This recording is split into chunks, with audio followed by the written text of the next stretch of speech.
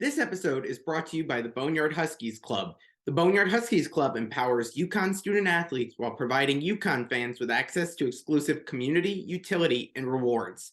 The Boneyard Huskies Club is excited to announce Locker Mania.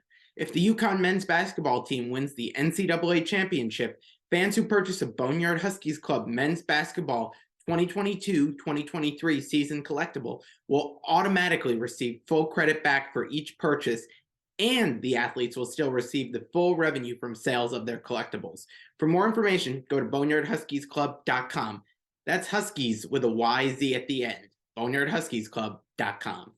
All right, next up for UConn in the NCAA tournament, they got a matchup against St. Mary's, so I figured who better to join me than a former Hartford assistant here, now out on the West Coast at the University of San Francisco, Chris Gerlufsen. So, Coach, thanks so much for joining me. Thanks for having me, Jared. Good to be here. So let's start with this. Give me the kind of like 30,000 foot summary of this St. Mary's team. I think people know about St. Mary's out here, kind of what you expect, what you see from them year in and year out. They're going to be really tough on defense, really slow down the game a bit. But from coaching against this team, give us a little bit of perspective about what that you might see out of this team tomorrow. Yeah, no, that's a great question. Unfortunately, I think sometimes people on the East Coast, and I'm an East Coast guy originally, and I think people on the East Coast maybe don't have a great feel for what St. Mary's is because we play later games and we're not on TV as much as teams on the East Coast. But first thing I would say is Randy Bennett is one of the best coaches in the country. Year in, year out, their system doesn't change. The names change on the back of the jersey, but the way that they play doesn't. And he's a hell of a basketball coach. And, the thing that I would say about them is they don't beat themselves. They're extremely disciplined on both sides of the ball. They're a little annoying when it comes to guarding because they're going to make you guard for the whole shot clock. They're very methodical offensively, and defensively they're one of the best teams in the country in terms of what their defensive efficiency is. So teams that beat them, you really have to beat them. They're not going to do anything to beat themselves. So for fans who might not know much about this St. Mary's team, who's the guy that Dan Hurley and his staff are really keying in on this scout, in this day that they had to prepare?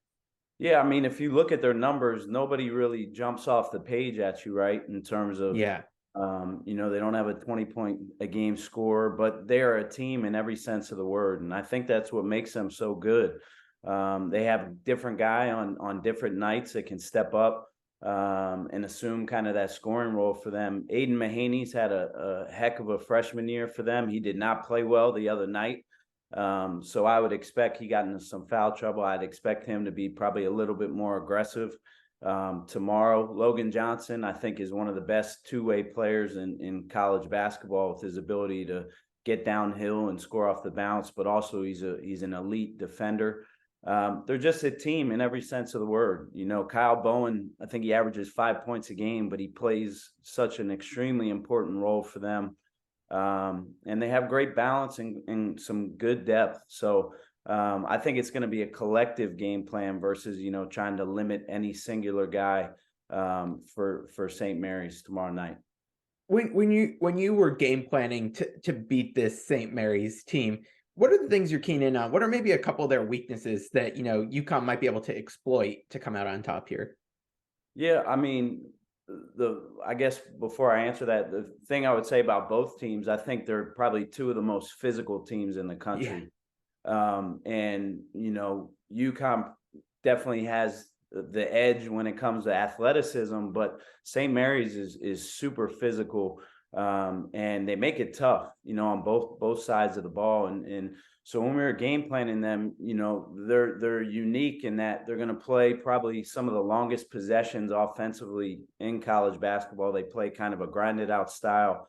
So you have to be committed to defending for a full 30 seconds on the shot clock. And, given the way that college game has gone, everyone has tried to play faster. Yeah. They're the opposite, and they're going to just try to grind you out, and they're good playing that style. And that would be the biggest thing is you just have to be committed to playing a full 30 seconds a defense and defending a lot of ball screens. You know, they're not super complex in terms of how they play, but they're good when it comes to spacing and really sharing the ball. I'm going to take a quick break from the interview to tell you about my friends at Martin Rosol's Meats. This fourth-generation Connecticut family business produces kielbasa, hot dogs, sausages, and deli meats using Martin Rosol's very own original recipes.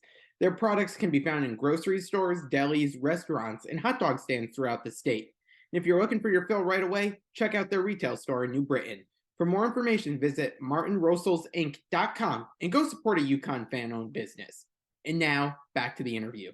How tough is it to deal with a team that just wants to grind out a game with you for a full 40 minutes there?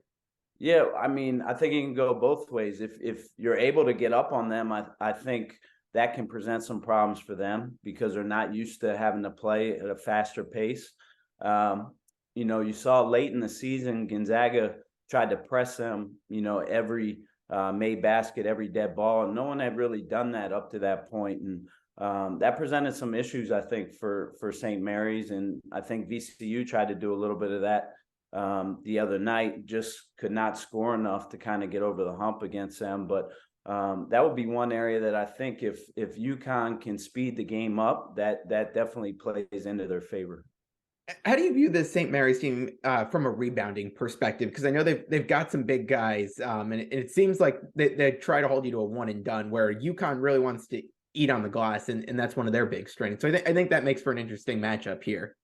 No, I think that's going to be one of the probably the one big key storylines of the game is the backboard. You know, who can really assert themselves and create an advantage. You know, St. Mary's, for not being overly athletic, you know, they're the one of the best rebounding teams in the country in terms of limiting teams to one shot. And when you look at UConn, their strength is offensive rebounding and creating second chance scores. So it's going to be interesting to see how that plays out. And I think whichever team can kind of get an advantage on that side of the ball, I think is going to have, a better chance to win the game.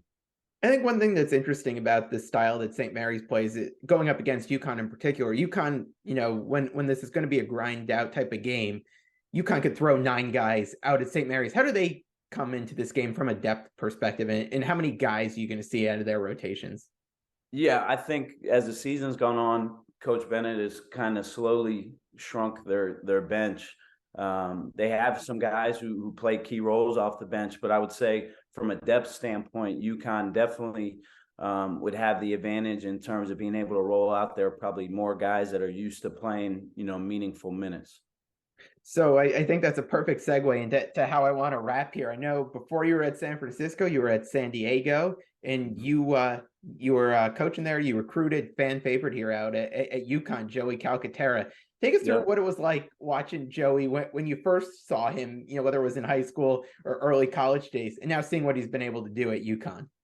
No, it's super cool to see. Number one, I'm just incredibly happy for him in his last year to be able to experience something like this. And I think it probably surprised a lot of people when he wound up going to UConn. And, selfishly speaking, I was thinking about trying to take him here at San Francisco last year. And, he comes from a great family. He, was a late bloomer coming out of high school. I think, he probably weighed 135, 140 pounds when he graduated high school, but he always played tougher than what maybe his weight and his physique suggested, and he's ultra competitive.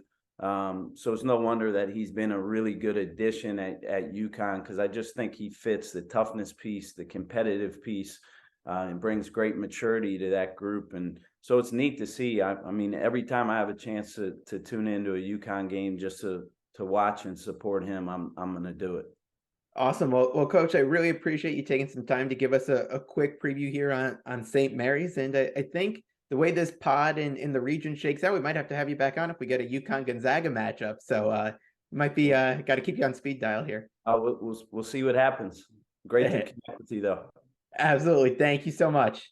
Thanks, Jared.